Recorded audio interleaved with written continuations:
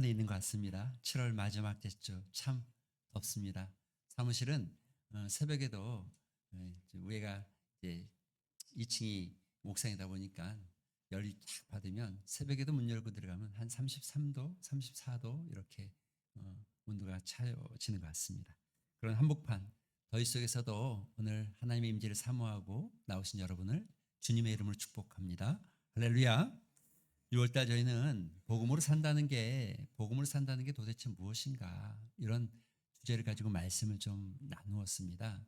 그리고 저는 7월달에 들어서서 복음 도대체 그것이 무엇일까라는 고민 속에 복음은 여러 가지가 있지만 저에게는 복음은 다시 일으켜 세울 수 있는 다시 일어날 수 있는 하나님의 능력이다라는 생각이 들어졌습니다. 그래서 저는 7월 첫째 주에는 맥주 감사주일이었기 때문에 왜 감사해야 될까를 한번 생각했습니다. 그게 우리가 하나님으로 인하여 감사하자라는 말씀을 나누었던 기억이 있습니다.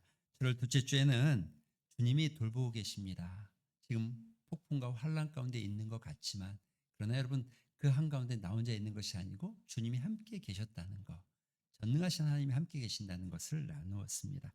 지난주에는 요한복음 5장을 통하여서 38년 된 병자를 일으키시는 주님의 모습 속에서 주님 우리가 앉아있는 그 자리, 침체되어 있는 그 자리, 그 병상의 자리를 다시 일으키시고 일어나라, 내 침상을 들고 걸어가라 말씀하시는 주님의 음성을 따라서 우리가 다시 회복되길 소망하는 마음을 가져보았습니다. 그리고 오늘은 이제 이 복음 다시 일어서는 다시 시작하는 하나님의 능력이라는 제목의 마지막 설교로 호세아 2장 말씀을 나눕니다. 제목은 이렇습니다.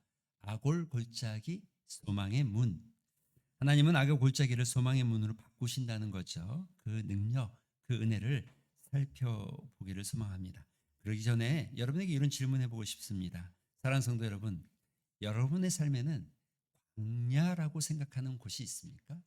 광야라고 느낄 만한 그런 시기들이 좀 있었습니까? 예를 들면 사업에 실패했다든지 가정이 어려웠다든지 어떤 관계가 정말 처참하게 깨졌다든지 건강의 위기가 찾아왔다든지 그래서 그런 순간들 속에서 여러분 그런 순간을 맞이했을 때 그 광야의 시절에 여러분은 그 광야에서 하나님을 만났습니까? 아니면 오히려 하나님을 잃어버리지는 않으셨습니까? 정직하게 우리 인생을 돌아볼 필요가 있습니다. 우리에게는 광야 같은 시기가 있었을 것입니다. 어떤 분에게는 사업의 실패가 평생 쌓아온 그 어떤 자기의 업적이 무너지는 순간도 있었을 것이고 또 사람을 그러니까 소중한 사람을 잃어버리고 또 헤어지고 또 이별을 맞이하는 순간도 있었을 것이고 믿었던 사람에게 배신당하는 순간도 있었을 것이고 예. 그리고 어떤 분에게는 영적인 광야도 있었겠죠. 매일 새벽 기도를 했는데 응답은 없는 것 같고 예배에 갔었는데 마음이 열리지 않고 성경을 폈는데도 말씀이 다가오지 않는 것 같은 그 메마른 시간. 그때 우리는 이런 질문들이 떠오르죠. 왜 하필 이런 일이 나한테 자꾸 생길까? 왜 이런 일이 나한테 생길까? 도대체 하나님은 어디 계실까? 이 광야의 끝은 도대체 어딜까? 심리학자 중에 여러분 20세기 심리학자 중에 오스트리아 사람인데 정신과 의사이죠. 빅터 프랭크라는 사람. 아마 유명한 책이 이겁니다. 죽음의 수용소라는 책이 있습니다. 2차 세계대전에서 일어났던 나치의 그 수용소에서 겪었던 이야기. 그 수용소 안에서 이 빅터 프랭크는 수많은 사람들을 목격하고 관찰하면서 왜 사람들이 저렇게 반응할까? 왜 사람들이 저럴까? 이런 고민들을 많이 하면서 쓰여졌던 책이죠. 꽤 많은 이 심리학이나 또 상담학이나 정신 분석학에서는 읽혀지고 보게 되는 책인데 그의 이야기 속에 이런 이야기가 있습니다. 다가올 크리스마스에 많은 사람들이 이제 풀려날 거라는 해방의 소식, 그러니까 이제 포로에서 해방될 거라는 소식이 있었습니다. 그 사람들은 그것 때문에 굉장히 기대하면서 살기 시작했어요.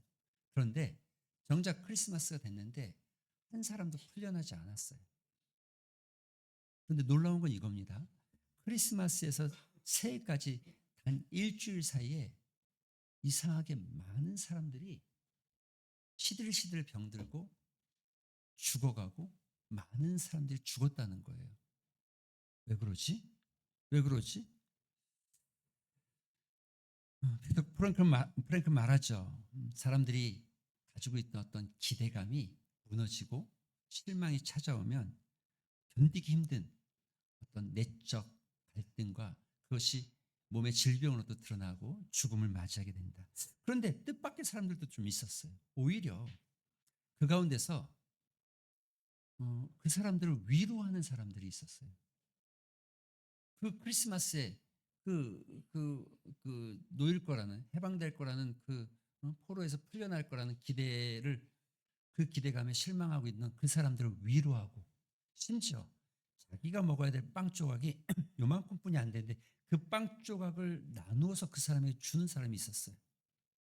그런데 놀랍게 그런 사람들은 그 절망 속에서도, 그 실패 속에서도 거뜬하게 이겨내고 버티고 견디더라는 거예요. 프랭크는 그때 이런 놀라운 발견을 통해서 이런 기록을 남겼어요. 인간에게서 모든 것을 빼앗을 수 있다. 그러나 한 가지는 결코 뺏을 수 없는데, 그 어떤 상황에서도 자기 태도를 선택할 수 있는 자유. 이것이 인간에게 남겨진 마지막 자유다. 여러분, 조금 어렵습니까? 이런 거예요. 외부적인 어떤 반응이, 외부적인 어떤 임팩트가 나한테 가해지면 그 임팩트에 반응할 자유가 나한테 있다는 거예요. 인간에게 남겨진 마지막 자유. 왜냐? 외부에서 프레스가 가해지는 건 내가 어떻게 할 수 없는 건데, 어떤 임팩트가 가해져도 그 임팩트 앞에서 내가 어떤 태도를 취할지를 결정할 수 있는 자유가 나한테 있다는 거예요. 아마 고통 속에서도 삶의 의미를 붙잡고 어, 자기에게 주어진 걸음을 한 걸음씩 걸어갔던 사람들은 그 절망 속에서도 죽음을 맞이하지 않고 결국 해방을 경험하게 되었죠. 그런데 제가 오늘 말씀드리고 싶은 건 이 빅터 프랭크의 이 심리학적 관점보다 더 놀라운 하나님의 은혜가 있죠.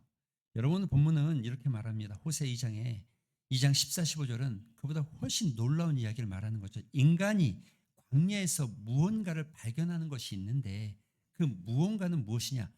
하나님이 우리를 광야로 이끄셨다는 은혜. 이게 무슨 은혜예요? 이게 무슨 은혜예요? 아니, 푸른 초장과 실만한 물가로 인도한 게 아니고 하나님께서 광야로 우리를 이끌었다는 게, 아니 이게 무슨 은혜예요? 그런데 오늘 호세아는 그 광야의 은혜를 외치고 있고 말하고 있습니다. 여러분, 오늘 본문의 배경을 좀 살펴볼 필요가 있습니다. 호세아는 매우, 우리가 알고 있는 호세아서는 성경을 좀 아시는 분들은 알겠지만 매우 특별한 책입니다. 왜 특별합니까? 왜 특별하냐면 하나님이 호세아 선지자에게 말한 거예요. 너는 가서, 이렇게 말하고 있어요. 너는 가서 저 여인과 결혼하라는 거예요. 그런데 그 여인은 어떤 여인이에요? 매우 음란한 여인이에요. 매우 음란하고 매우 부정한 여인이에요.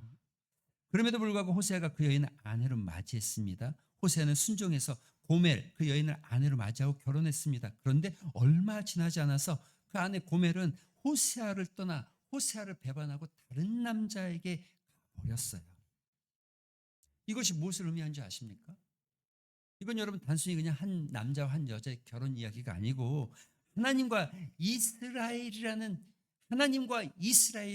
이 관계 속에서 일어나고 있는 모습을 말하고 있는 거죠. 하나님은 신실하신 우리의 남편이 되셨고 이스라엘의 남편이 되셨고, 그런데 이스라엘은 하나님의 그 사랑을 저버리고 끊임없이 이 우상과 이방신들을 따르며 세상의 것을 쫓아갔던 모습, 이게 호세 2장 1절에서 13절까지의 배경의 말씀입니다.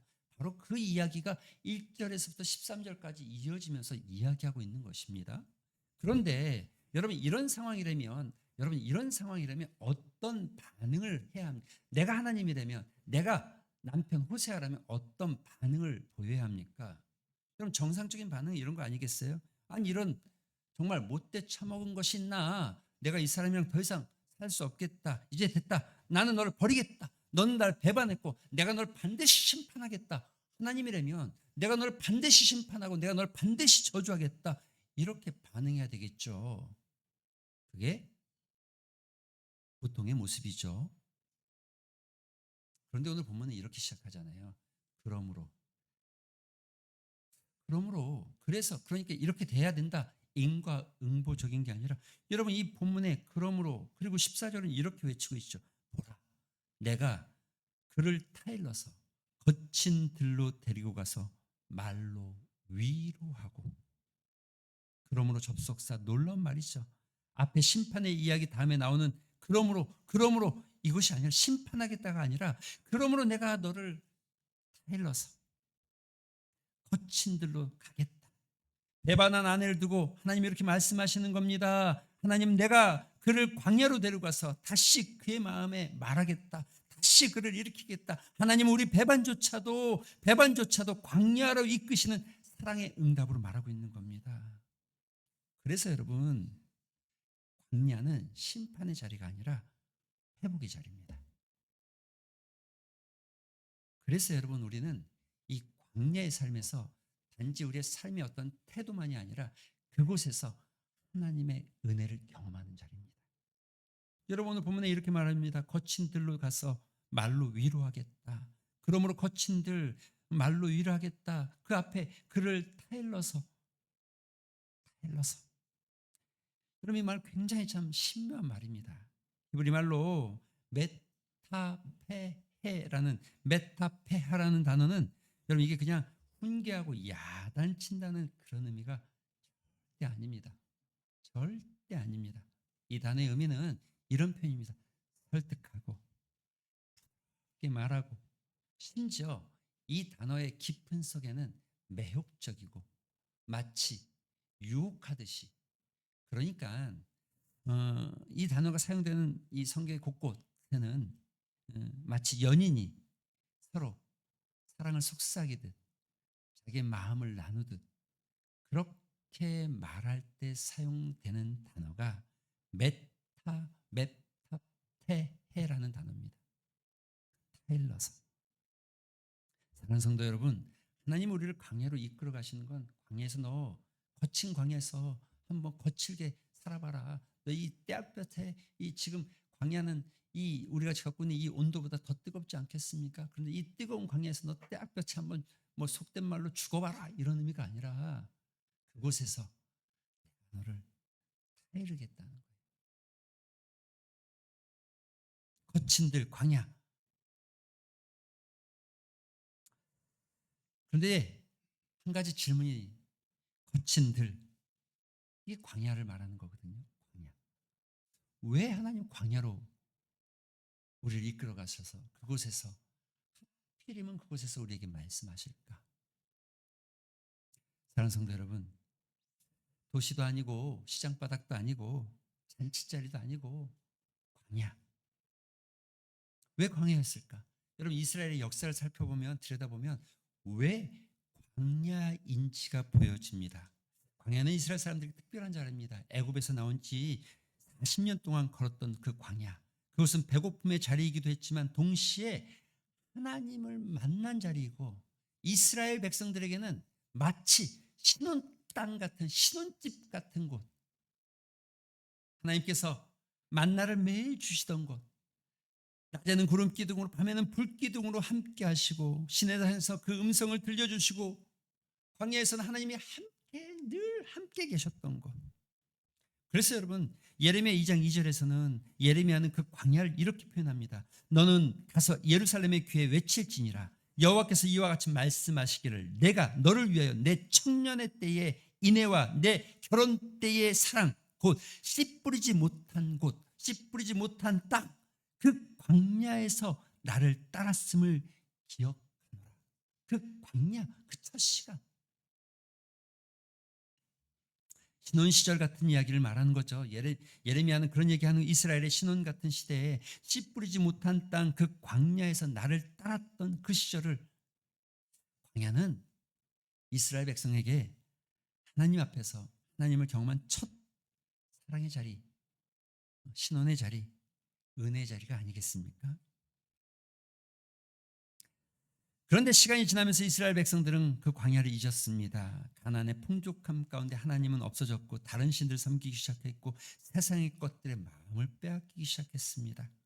그리고 그렇게 하나님 잊어버린 이스라엘 백성들은 이제 뭐라고 합니까? 하나님 없이도 살 수 있는 것처럼 외치고 말하고 있는 거죠. 그러나 그런 이스라엘 백성들을 향해서 하나님께서 말씀하십니다. 내가 다시 너를 광야로 이끈다. 하나님이 우리를 광야로 이끄시는 것은 심판이 아니라 우리가 원래 있던 그분과의 첫사랑, 그 첫 만남, 첫 신혼의 자리로 되돌리고자 하는 하나님의 노력입니다.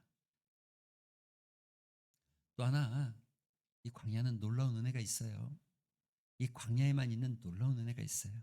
사랑하는 성도 여러분, 광야의 놀라운 은혜는, 그것은 광야에서는 다른 소리를 듣지 않는다는 거예요.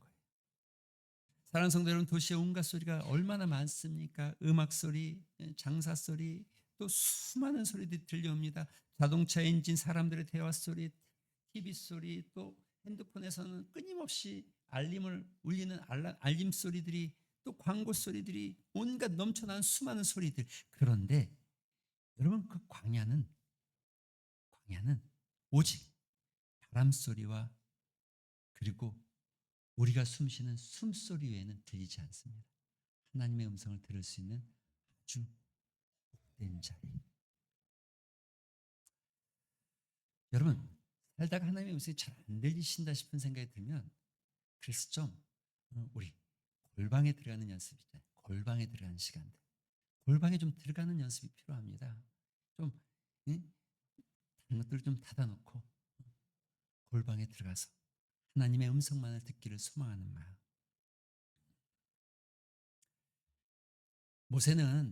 모세 인생을 40년으로 나누면 세 구간으로 나눌 수 있을 겁니다. 첫 번째, 왕궁에서의 40년. 수많은 학식을 배우고 지식을 배웠고 또 많은 이들과 함께 소리를 듣고 말하던 시대. 그런데 여러분, 그 40년, 자기 힘으로 무엇인가 할 수 있다고 착각하던 그 40년. 진짜 모세다워지기 시작할 때는 바로 미디안 광야 40년입니다. 홀로 양을 치고 홀로 그 광야길에서 양떼를 이끌고, 하나님은 날 잊은 것 같고 아무도 돌아보지 않는 것 같은 40년, 짧은 세월이 아닙니다.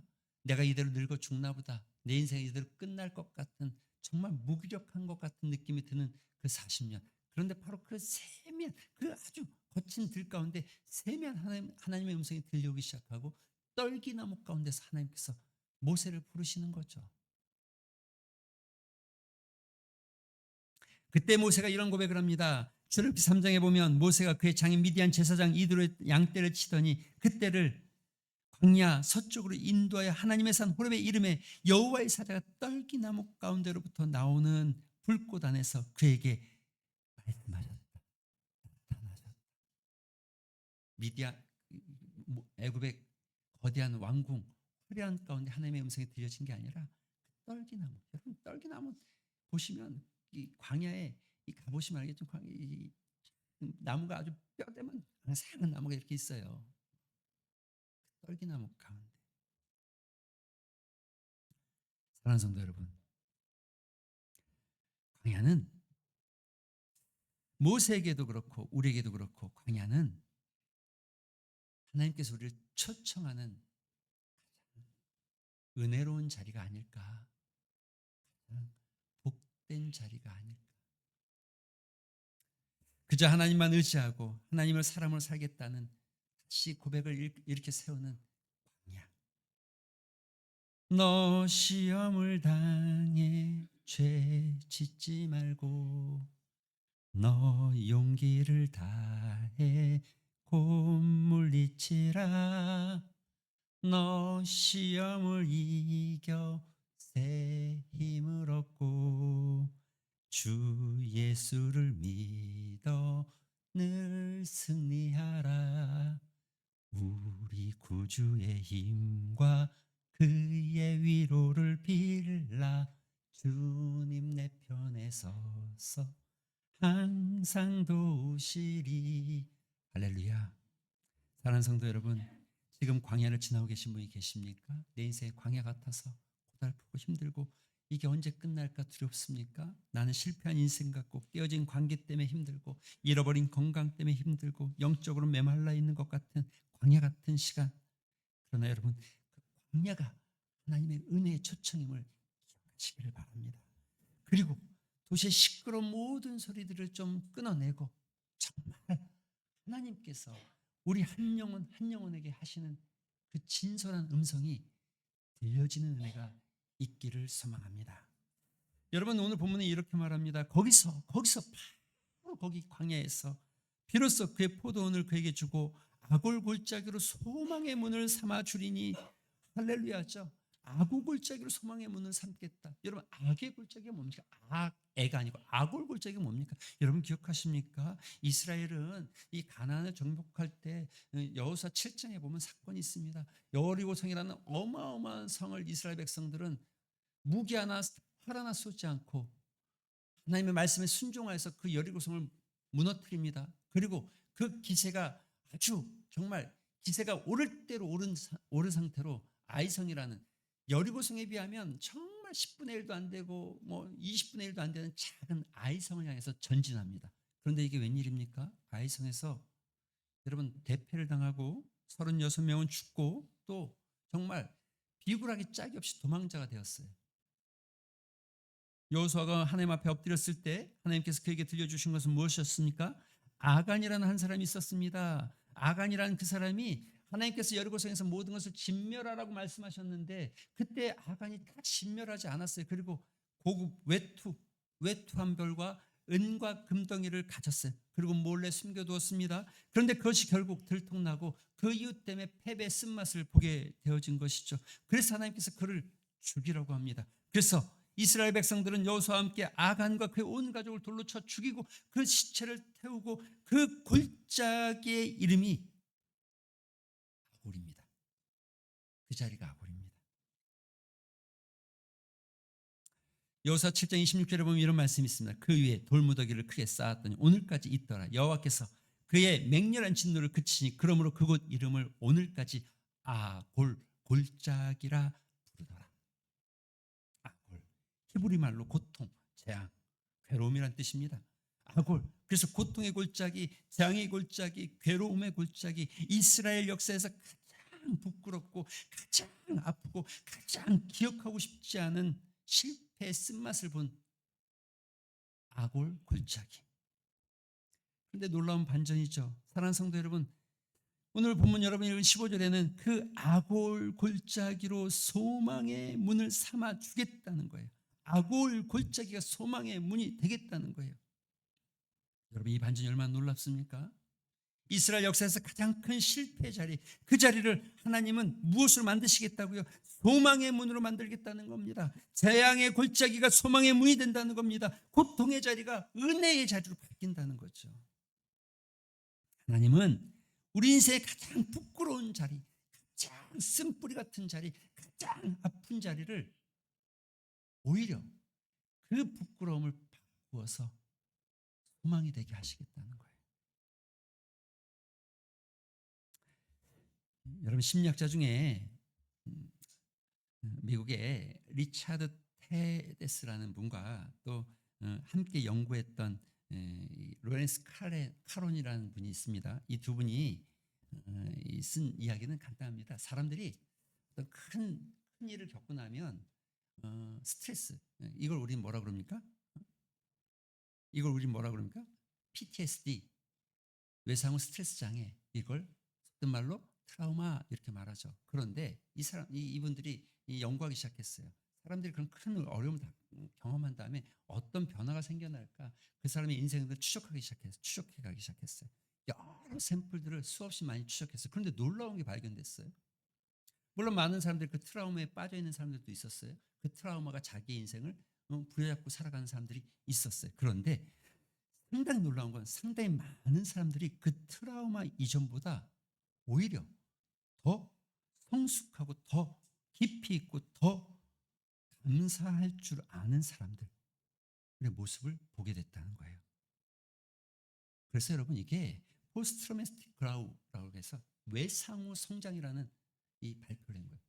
다른 말로 하면 오히려 그 고통을 겪고 나니까 오히려 인생이 더 성숙되어지고 오히려 인생에 더 감사가 생겨나고 오히려 인생에 더 어떤 기쁨이 생겨났다는 거예요.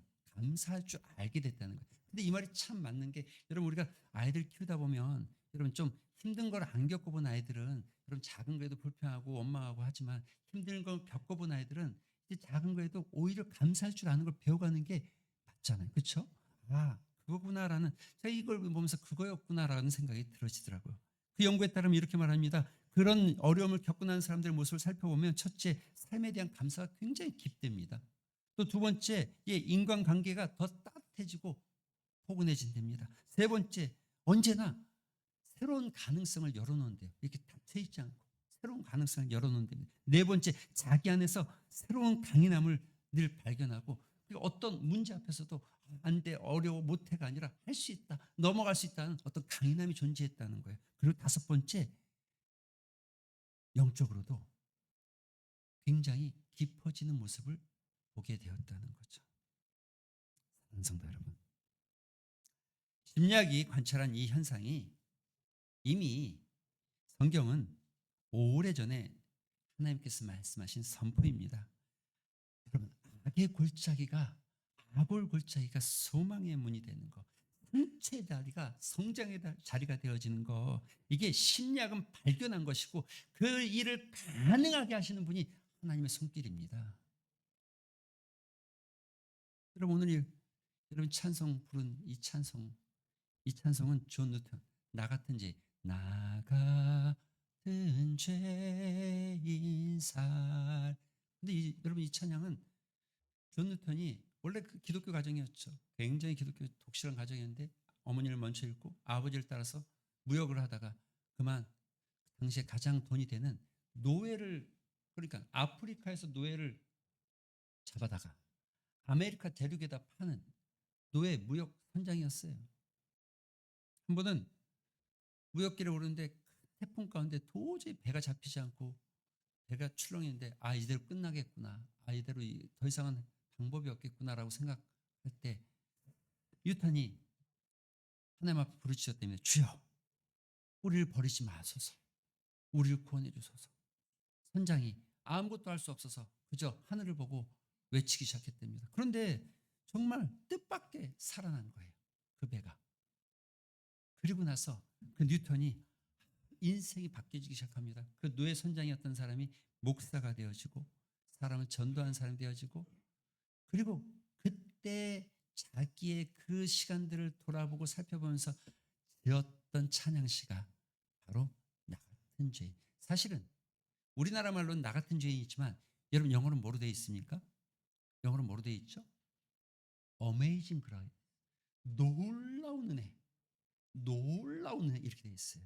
여러분 뭐 우리가 다 알지만 Amazing Grace 또 놀라운 은혜다. How sweet the sound. 그 놀라운 소리가 우리에게 들려졌다. 듣기 좋은 소리가 들려졌다. 나와 같은 가엾은 사람을 하나님께서 구원해 주셨고 나는 한때 방황했지만 지금은 찾았다. 나는 한때 눈먼 자였지만 지금은 볼 수 있게 되었다. 여러분 그 고통의 순간 가장 그 처절한 광야 같은 순간 하나님이 그를 만지기 시작하자 인생이 달라지고 삶이 새로워지는 모습을 보게 되는 거죠. 여러분 단순히 그냥 한 번의 어떤 심리학의 발견이 아니라 여러분 우리 인생에 그 광야의 자리에 그 악을 골짜기를 하나님께서 만지시면 소망의 문이 열어지는 줄로 믿습니다. 그러므로 여러분 우리 소망을 갖고 살아갈 수 있는 유일한 이유가 그것입니다. 지금 우리 앞에 펼쳐진 무엇인가 생각하면서 내 앞에 있는 무엇인가를 바라보면서 이것 때문에 저것 때문에 이것 때문에 안 되고 어렵고 힘들고 좌절하고 절망하는 것이 아니라, 그러나 하나님께서 보시면 골골짜기가 소망의 문이 되어진다는 거죠. 부끄럽고 감추고 싶고 드러내고 싶지 않고 정말 아픈 상처, 배바 안에 쓴 자, 때로는 이불킥하고 감추고 싶고 실패의 자리, 그러지 말걸, 그러지 말걸. 수없이 돌이키는 그 실패의 쓴 자리, 그러나 그것마저도 하나님께서는 소망의 문으로 여시는 줄 믿습니다. 그 소망의 문이 열려지면 오히려 그 상처가 우리의 성장을 만들어내고, 오히려 그 실패가 우리에게 더 큰 교훈의 자리로 인도하고, 우리에게 그 어두운 시절이 오히려 하나님의 그 소망을 바라보고 빛을 바라보게 하는 은혜의 자리가 되어지는 줄로 믿습니다. 그런데 사실은 더 놀라운 것은 이 본문의 마지막에 등장하고 있습니다. 짧게 이 본문의 마지막만 좀 말씀드리겠습니다. 어렸을 때, 여러분 거기 보면 이렇게 되죠. 거기서 응답하기를 어렸을 때와 애굽 땅에서 올라오던 날과 같이 하리라. 여러분 이 말씀의 의미가 무엇입니까? 어렸을 때와 애굽 땅에서 올라오던 때와 같이, 하나님께서 광야를 이끌어 가신 이유가 뭐라고요? 세미한 음성을 우리에게 들려주시고 하나님께서 광야로 인도하셔서 그 광야에서 그 아구골짜기에서 소망의 문을 열어주시고 그 광야에서 하나님께서 하시고자 하는 진짜 이유는 어렸을 때와 같이, 애굽 땅에서 올라올 때와 같이. 이거 무슨 얘기예요? 이거 무슨 말이에요? 사랑하는 성도 여러분, 어렸을 때처럼 순수하고 애굽 땅에서 올라왔던 그 감격을 기억하느냐는 거죠. 이런 걸 우린 첫사랑이라고 합니다. 하나님이 우리를 광야로 이끄시고 악의 골짜기에서 소망의 문을 만드시는 그 목적은, 그 이유는, 그 소망의 문을 만드시는 이유는 우리가 하나님 앞에서 누렸던, 하나님 앞에서 경험했던, 하나님을 만났을 때 누렸던 그 첫사랑, 하나님 그것이 회복되길 소망하는 거예요. 어렸을 때 그 순수함과 애굽에서 그 노예 생활하던 그 애굽에서 나왔을 때 그 감격과, 홍해가 갈라지며 하나님 앞에 나아갔던 그 놀라운 역사를 경험하고, 그 첫사랑, 그 감격의 노래를 부르고 미디안과 함께 감격의 노래를 불렀던 그 시간, 그 첫사랑. 하나님께서 이스라엘 백성들을, 하나님께서 지금 우리를 광야로 이끄시는 이유는 바로 그 첫사랑, 그 뜨거운 첫사랑이 회복되기를 소망하는 하나님의 타일러심, 하나님의 인도하심이라는 거죠. 여러분 에베소 교회를 기억하십니까? 요한계시록 2장에 보면 그렇게 말합니다. 부활의 주님께서 말씀하시기를 그러나 너를 책망할 것이 있다. 너의 처음 사랑을 버렸느니라. 그러므로 어디서 떨어졌는지 생각하고 회개하며 처음 행위를 가지라. 만일 그리하지 아니하면, 회개하지 아니하면 내가 내게서 내 촛대를 그 자리에서 옮길 것이다. 에베소 교회는 겉으로 보기 완벽했습니다. 열심히 있었고요, 사역도 있었고요, 인내도 있었고, 이단을 분별하는 능력과 말씀의 힘도 있었습니다. 그런데 부활하신 주님께서 그 에베소 교회를 향해서 말씀하시는 한 가지, 너의 첫사랑을 잃어버렸다. 첫사랑을. 사랑하는 성도 여러분, 우리의 첫사랑은 언제였습니까? 우리 인생에 주님을 만났던 감격은 언제입니까? 주님이 우리를 광야로 이끌어 가시는 이유가 무엇입니까? 주님이 우리를 광야 가운데 그 거친 들로 내모시는 이유가 무엇입니까? 우리를 미워해서 저주해서 심판하시기 위해서가 아니라, 사랑하는 성도들아, 나의 자녀들아, 그 첫사랑, 그 뜨거운 첫사랑이 회복되기를 소망한다. 내가 아골 골짜기도 소망의 문으로 만들 것이고, 정말 뜨거운 마음으로 예배를 기다리고 부흥의 말씀 집회만 있으면 달려가기를 멈추지 않았고, 아무리 바쁜 일을 있어도 다 뒤로 미루고 나아갔던 시간들, 밤을 새워 기도해도 피곤할 줄 몰랐고, 새벽 4시만 되면 일어나서 교회 가는 것이 그리 즐겁고 발걸음이 가볍게 느껴지고, 사랑하는 사람을 만나러 가는 것보다 더 즐거웠던 그 첫사랑. 성경 한 절 말씀을 읽어도 눈물이 나고 그 첫사랑. 사랑하는 성도 여러분, 그 첫사랑이 회복되어지는 은혜. 복음. 여러분, 우리를 다시 회복시킨 능력이 있는 하나님의 능력 아니겠습니까? 하나님께서 이스라엘 백성들을 광야로 이끌어 가시는 것처럼 오늘 우리의 삶을 광야로 거친 들 가운데로 이끄시는 것은 우리를 심판하시는 것이 아니라 우리를 사랑하시기에 그 첫사랑의 감격이 회복되기를 소망하는 하나님의 은혜인 줄로 생각합니다. 그러므로 이 광야 같은 시간들 속에서 여러분의 그 첫사랑이 회복되어지기를 주님의 이름으로 축원드립니다. 말씀을 맺습니다. 말씀을 맺으면서 여러분 한번 우리 생각해 보셨으면 좋겠습니다. 영적 진단을 위한 질문입니다. 지금 광야를 지나고 있습니까? 그 광야를 심판으로 보고 원망하고 있습니까? 아니면 하나님이 나를 부드럽게 부르시는 은혜의 초청의 자리로, 사랑의 초청의 자리로 보시고 계십니까? 그 고요함 가운데 하나님의 음성을 듣기를 소망하시고 그 음성이 들려지길 소망했으면 좋겠습니다. 또 하나, 우리 인생에 악의 골짜기가 있습니까? 부끄럽고 감추고 싶은 무엇이 있습니까? 하나님께서 그것을 우리에게 소망의 문으로 만들어주시는 그 은혜의 초청 앞에 우리가 나아가고 있습니까? 그리고 이 모든 것들 가운데 하나님은 지금 우리가 첫사랑이 회복되기를 위해서 간절히 우리를 향해서 부르짖고 있는데 우리는 그 부르짖음에 어떤 반응을 보이고 어떤 영적 태도를 가지고 있는지 우리에게 스스로 질문하면서 우리 이 제목을 가지고 함께 기도하는 시간 가졌으면 좋겠습니다. 첫 번째는 광야에서 하나님의 음성을 듣기를 소망합니다. 두 번째는 악의 골짜기가 소망의 문이 되게 하여 주시옵시고, 그러나 이런 것들을 통하여서 하나님 정말 주님을 만났던 그 뜨거운 첫사랑이